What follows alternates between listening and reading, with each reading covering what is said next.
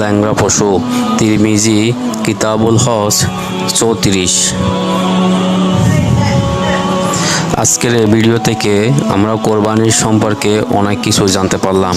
ইনশাআল্লাহ আমরা সব কিছু মেনে আল্লাহর পথে কোরবানি দিব, যাতে আল্লাহ এবং আল্লাহর রসুল এবং ইব্রাহিম আলাইহি ওয়াসাল্লামের উপর ইসমাইল আলাইহি ওয়াসাল্লাম সবাইকে সন্তুষ্টি করে আমরা কোরবানি দিতে পারি। ইনশাআল্লাহ আগামী ভিডিওতে আরও অনেক সুন্দর সুন্দর ইসলামিক ভিডিও নিয়ে আসব। যারা এখনও পর্যন্ত আমার ইসলামিক চ্যানেলটি সাবস্ক্রাইব করেন নাই, অবশ্যই সাবস্ক্রাইব করে দিবেন। আসসালামু আলাইকুম ওয়া রাহমাতুল্লাহ।